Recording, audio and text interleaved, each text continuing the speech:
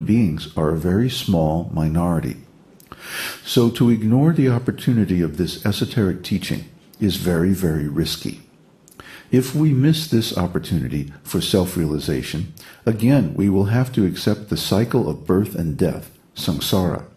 And not only that, if we do not fulfill the mission of life in this creation, then after annihilation of the creation, we will have to stay suspended within the body of Lord Mahavishnu for millions and trillions of years. And again, we will have to come to this material world to suffer. So therefore it is called Anadi Karma Phale. Anadi means before the creation. This karmic cycle of birth and death is going on even from before this material creation, from before the beginning of time. So you cannot know all the intricacies of your karma. Some people think it is very impressive to remember one's past life. Even accepting that this is possible for them, then what about the past lives extending back even before this universe was created, before the beginning of time? How can you understand those trillions of years and millions of births? It is not possible for any human being. It is beyond the capacity of human intelligence. But Krishna knows, and he remembers everything from all those lives. And to teach the befooled living entities, Krishna personally comes to this material world and speaks Bhagavad Gita. Krishna is very much anxious to take us back to home, back to Godhead, because we are part and parcel of Krishna. We are his children. Suppose your son is loitering on the street. Are you not anxious? Oh, there may be some accident and the poor boy would be killed. So you go, try to find him and bring him safely home. Similarly, Krishna's mood is like that. We are in this material world, simply suffering life after life. Dukhalayam ashashvatam, Bhagavad Gita 8:15. This place is miserable, but by Maya's illusion, we are taking this miserable condition of life as happiness. This is called Maya, literally that which is not. There is no happiness in this material world. Compared to our real existence in the spiritual world, everything here is miserable. The sooner we understand that everything is miserable in this material world, and the sooner we prepare ourselves to leave this material world and go back to home, back to Krishna, the sooner we come to our senses. Otherwise, whatever we are doing, we are simply being defeated because we are missing the real aim of human life.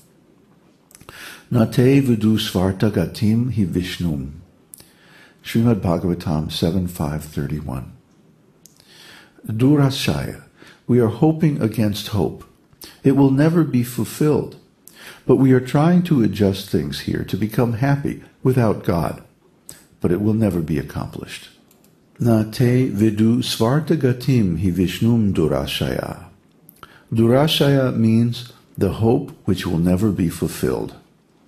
So all these materialistic persons, they are fools, rascals, miscreants, because they are increasing these material activities. They think that by increasing material activities, they will be happy.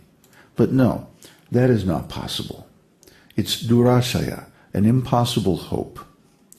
All of us are tied very tight, bound by the laws of material nature, forced to accept the results of our karma. Still, we are thinking that we are independent. The scientists are trying to avoid God, to become independent of his law by science.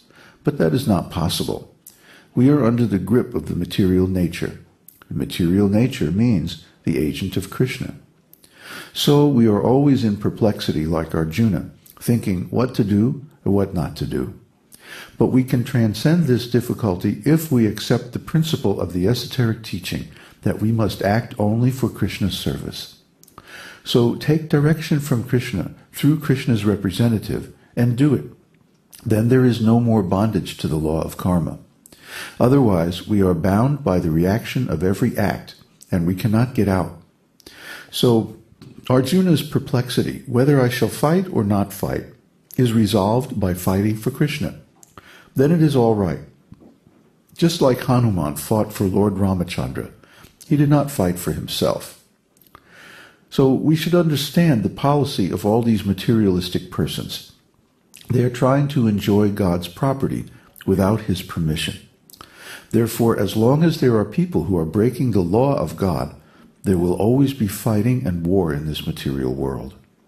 It must be there, because the karma of those who are breaking God's law demands it. So, just like in the Bible, in the Old Testament, God's law is stated as an eye for an eye, a tooth for a tooth. Now, of course, the politicians use this as a justification for different kinds of attacks and warfare and things like that, but actually, it's a statement of the law of karma. Whatever we do to others, good or bad, returns to us, and we have to accept it. Why? Because it's the law of karma. It's a natural law. Just like this morning, the rain is coming down. Maybe you could hear it in the background. It was raining very strong just a few minutes ago. Nobody can do anything about it. If it's going to rain hard, there's nothing we can do. We just have to deal with it, tolerate it, accept it. So the same is true of our karma. There's no way that we can get out of karma. No adjustment of scientific principles or gadgets or different political arrangements or economic development or anything like this is going to stop or change our karma one little bit. We have to accept the law of karma and its results because it's a natural law, like gravity. Nobody can get around it. We have to deal with it. Therefore, the only way out of this entanglement of the law of karma in this material world is by worshiping Krishna. And worshiping Krishna, just going in the temple and doing some ritual, is not enough. That's only the beginning. Really, we need to dedicate all of our activities to Krishna. And then, whatever we do is without karmic reaction. This is such a simple idea that when we work for ourselves, we have to take the reaction. When we work for Krishna, then there is no reaction, because Krishna is the director of this material law. He's the predominator of material nature. He's the creator of this material world. So he is not subject to its laws, and if he likes, he can exempt us from those laws as well. So that doesn't mean we can do anything we like. We have to follow Krishna's instructions. And when we work like that, under Krishna's direction, then we're free from the law of karma, and we can attain liberation and return to our original position in the spiritual world. So that's this esoteric teaching. And it's there for the benefit of every living entity.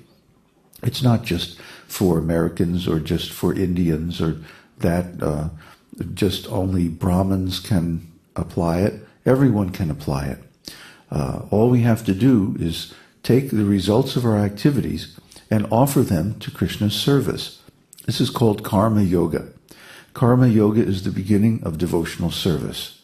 But devotional service can be almost any activity, provided it's done in a way that's pleasing for Krishna. So whatever we do in this life, if we offer it to Krishna, that becomes our perfection. And that can take us back to home, back to the spiritual world, where we can exist eternally in our perfect bodies.